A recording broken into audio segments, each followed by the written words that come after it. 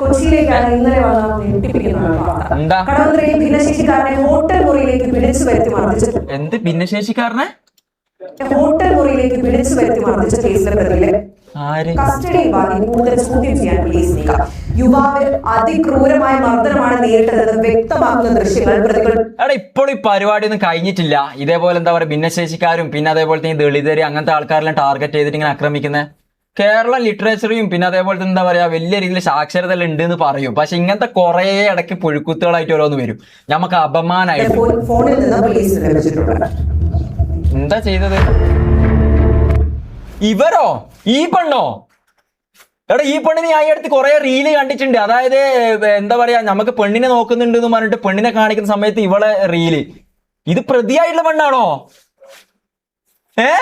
Guys, ഇത് പ്രതിയായിട്ടുള്ള പെണ്ണാണോ? അതായത് ഞാൻ ഈ അടുത്ത് കുറെ റീല് കണ്ടു ഇവളിങ്ങനെ ചിരിക്കുന്നതും പിന്നെ അതേപോലെ അങ്ങനത്തെ. ഞാൻ വിചാരിച്ച എന്തെങ്കിലും പാപ്പരാസികളൊക്കെ ഈ നമ്മളെ ഞാൻ മനസ്സിൽ വിചാരിച്ചെന്താണെന്ന് അറിയോ? അതായത് നമ്മളെ ഏതെങ്കിലും ഷോർട്ട് ഫിലിമോ ഈ രേണുസുതില്ലേ, രേണുസുദീനൊക്കെ പോലെ ഏതെങ്കിലും ഷോർട്ട് ഫിലിമിലൊക്കെ വൈറലായ ഏതൊരു പെണ്ണാണെന്ന് എന്റെ മനസ്സിലുണ്ടായിരുന്നു. ഇവള് ഭിന്നശേഷിക്കാരെ പിടിച്ചടിച്ച കേസിലാ.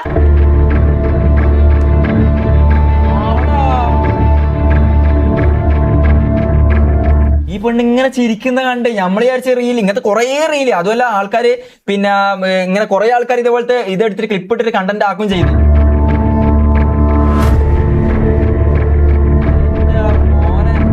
ഓളാ ചിരിക്കുന്ന മുഖം കണ്ട് ആരെങ്കിലും പറയും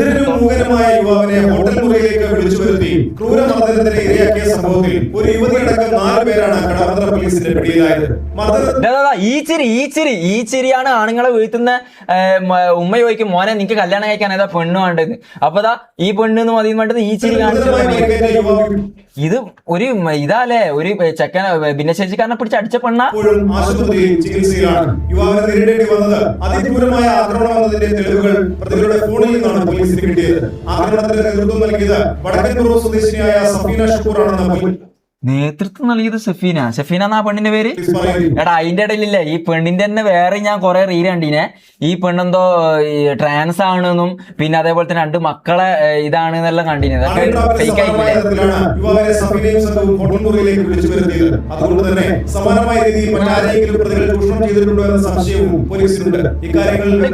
എല്ലാവരും ചിരിക്കുന്നേ. കൊല്ലം സ്വദേശിയായ യുവാവുമായി ഇൻസ്റ്റഗ്രാമിലൂടെ പരിചയം സ്ഥാപിച്ച ശേഷം സഫീന ഇയാളെ ഹോട്ടൽ മുറിയിലേക്ക് വിളിച്ചു വരുത്തുകയായിരുന്നെന്നാണ് പോലീസിന്റെ ഭാഷ്യം. ഹോട്ടൽ മുറിയിൽ വെച്ച് യുവാവിന്റെ നഗ്ന ദൃശ്യങ്ങൾ പകർത്താനാ? എടാ ഒരു ഓൾറെഡി ഭിന്നശേഷിയായ ഒരാളെ നഗ്ന ദൃശ്യങ്ങൾ പകർത്താൻ നോക്കുന്നത് അപ്പത്രത്തോളം വലിയ